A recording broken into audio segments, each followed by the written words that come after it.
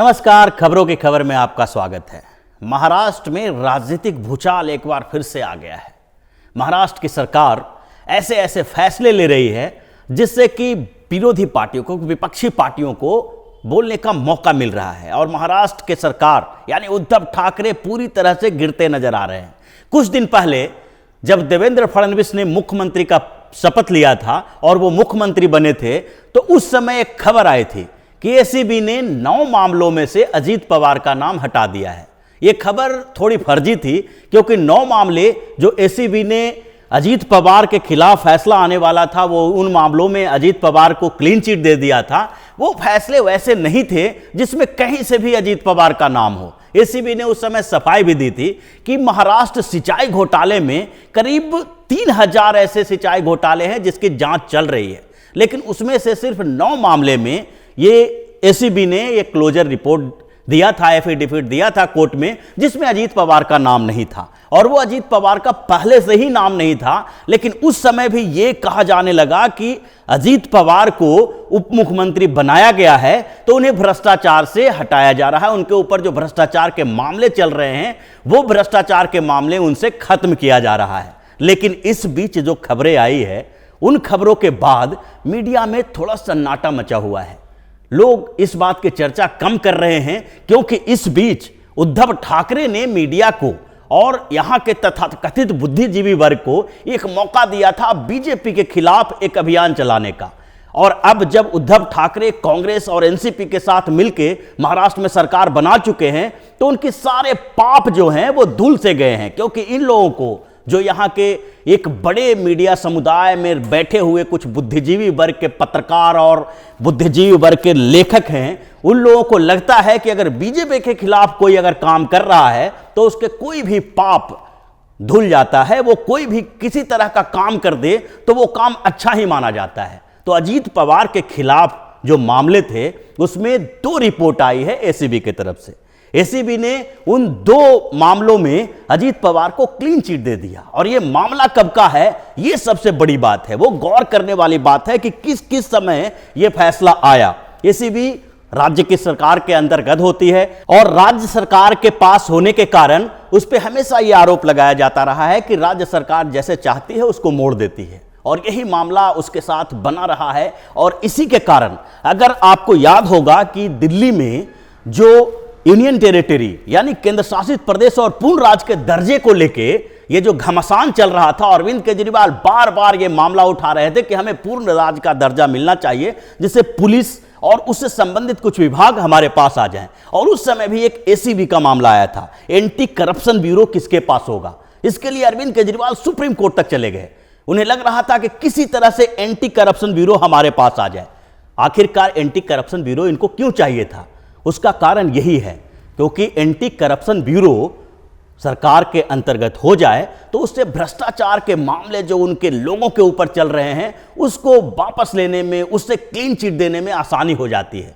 और अरविंद केजरीवाल आखिरकार हार गए इस मामले में क्योंकि दिल्ली पुलिस जो है वो केंद्र के पास है और पुलिस से ही एंटी करप्शन ब्यूरो के अधिकारी गए थे और एंटी करप्शन ब्यूरो उसी का पार्ट था।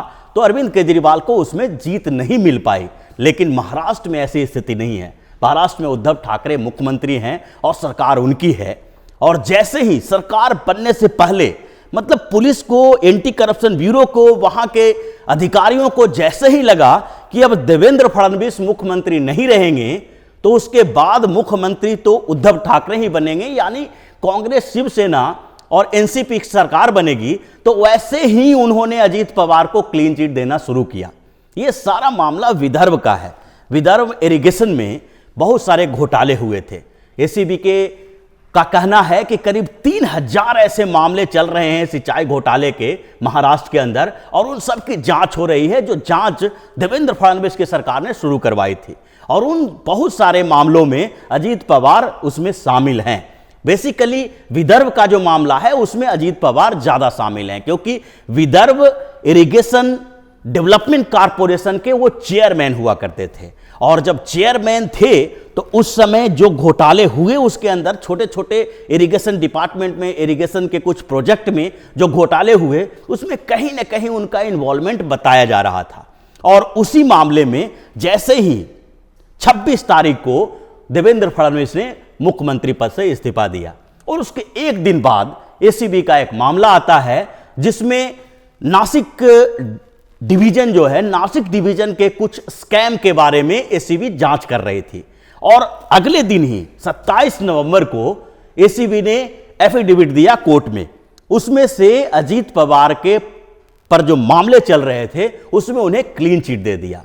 एक दिन का अंतर है, जैसे ही इन्होंने इस्तीफा दिया उसके बाद सारे रिपोर्ट में लीपापोती हो गई।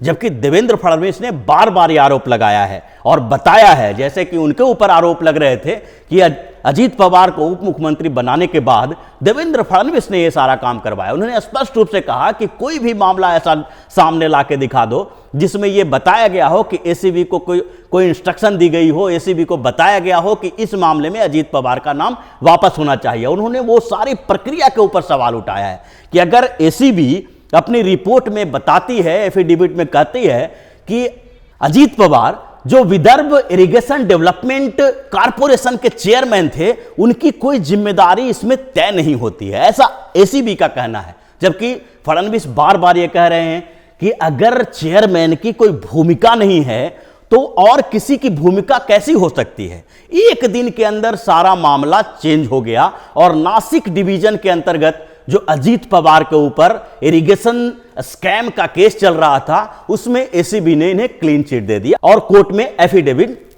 पेश कर दिया। उसके बाद एक सप्ताह हुआ है, लगभग 8-10 दिन के भीतर एक और मामला सामने आया। वो भी विदर्भ से ही संबंधित है, लेकिन ये जो डिवीजन है ये अमरावती डिवीजन का था।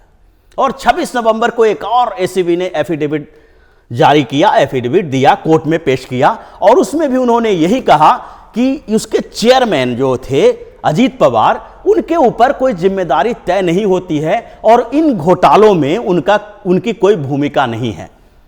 इस पर भी काफी सवाल उठे और ऐसा बताया जाने लगा कि जैसे मीडिया में कुछ ऐसे खबरें चलाई गई कि ये सारा मामला जो है एसीबी को पहले सौंपा जो गया था, वो अजीत पवार जब पलटे, अजीत पवार ने शरद पवार से अलग होकर जब देवेंद्र फडणवीस के साथ सरकार बनाने में सहयोग की बात की और उप मुख्यमंत्री बने, उसी समय ऐसा किया गया था। और इस पे स्पष्ट रूप से देवेंद्र फडणवीस की सारी बातें सामने आई। देवेंद्र फडणवीस कुछ भी समय गंवाए बिना इस पर प्रतिक्रिया जाहिर किए और एक एक प्रश्नों का जवाब उन्होंने दिया कि हमने क्या किया है और कैसे कैसे सवाल इस प्रक्रिया के ऊपर उठ रहे हैं। तो पूरी व्यवस्था जो उद्धव ठाकरे पूरी व्यवस्था बना रखे हैं वो या तो सोनिया गांधी या तो शरद पवार, इन दोनों का बिल्कुल उनके ऊपर ऐसा प्रभाव पड़ गया है कि इनके सारे फैसले उन्हीं दोनों को संचालित होते हैं। और पवार के पूरे भ्रष्टाचार को ढकने के लिए, उनके भ्रष्टाचार को खत्म करने के लिए उद्धव ठाकरे इतने उत्सुक हैं कि अभी तक मंत्रिमंडल का गठन हुआ नहीं है और फैसले धड़ाधड़ लिए जा रहे हैं। अभी जैसे ही उद्धव ठाकरे मुख्यमंत्री पद की शपथ लिए, उनके सामने एक फाइल चली गई और उस फाइल में नाम था कि इन लोगों को बरी करवाया जाना है। और शरद पवार बार बार उनसे मुलाकात भी करते रहे। मंत्रिमंडल के विस्तार का बहाना था, लेकिन सबसे मेन मकसद उनका था उनके परिवार के ऊपर चल रहे भ्रष्टाचार के मामले को खत्म करवाना। और उद्धव ठाकरे से यह पहले ही शर्त रखी गई थी, जब ये स्थितियां बन रही थी और सरकार बनाने के लिए कवायद चल रहे थे, तो शरद पवार जो इतना समय ले रहे थे उसके पीछे सबसे बड़ा मामला यही था। मंत्रिमंडल विस्तार के लिए भी सबसे बड़ा मामला यही है। और वो शरद पवार बार बार यही इसी बात पे नेगोशिएशन कर रहे थे कि हमारे परिवार के ऊपर जो मामले चल रहे हैं, भ्रष्टाचार के केस चल रहे हैं, उससे हमें किसी तरह से निजात दिलाना पड़ेगा। और उद्धव ठाकरे जब इस बात को मान गए तो शरद पवार फिर इतने उत्साहित हो गए कि उन्होंने आनन फानन में सोनिया गांधी के साथ बातचीत करना शुरू कर दिया। पहले वो ऐसा नहीं कर रहे थे, लेकिन जैसे ही उन्हें ये क्लीन चिट मिला, उद्धव ठाकरे ने उन्हें आश्वासन दिया कि अब आपके ऊपर भ्रष्टाचार, आपके परिवार के ऊपर जो भी भ्रष्टाचार के मामले चल रहे हैं, उनको हम किसी भी स्तर पर दबाने की कोशिश करेंगे। और उसके बाद शरद पवार उत्साह में आके शिवसेना को समर्थन दे दिया। और इसी के बाद इनका खेल शुरू हुआ है और ये खेल धीरे धीरे पर्दे के पीछे का एक खेल सामने आ रहा है। और एसीबी की भूमिका जो बताई जा रही है, एसीबी को जिस तरह से निर्देश दिया जा रहा है, उसी तरह एसीबी एक एक मामले में अजीत पवार, शरद पवार के पूरे परिवार के जो उसमें भ्रष्टाचार में भूमिका है, जो भ्रष्टाचार करके करोड़ों रुपए की संपत्ति वसूल करके रखे हुए हैं, वो सारे मामले उनके ऊपर से खत्म किया जा रहा है। और दूसरी ओर शरद पवार को और ज्यादा संपत्तिशाली और ज्यादा अमीर बनाने के लिए भाजपा के नेताओं के जो शुगर मिल्स हैं उसके ऊपर अंकुश लगाने की कोशिश की जा रही है। कई शुगर मिल को लोन की गारंटी जो दी गई थी उसे खत्म किया जा रहा है, ताकि ये शरद पवार का जो पूरा आर्थिक साम्राज्य है, शुगर मिल पर जो एकाधिकार है, वो और बढ़ जाए और मजबूत हो जाए। तो इसी तरह की खबरों के साथ हम फिर से हाजिर होंगे। तब तक के लिए बने रहिए ओपिनियन पोस्ट इंटरनेट टीवी के साथ और देते रहिए हमें सहयोग, ताकि इसी तरह की खबर हम आपके लिए लाते रहें। धन्यवाद। अगर आपको हमारा वीडियो पसंद आया हो तो इसे लाइक करें, हमारे चैनल को सब्सक्राइब करें और हाँ, बेल आइकन दबाना ना भूलें, ताकि आप तक हमारे वीडियो की नोटिफिकेशन पहुंचती रहे। आप अपना सुझाव हमें कमेंट बॉक्स में दे सकते हैं। हमारे साथ जुड़ने के लिए शुक्रिया।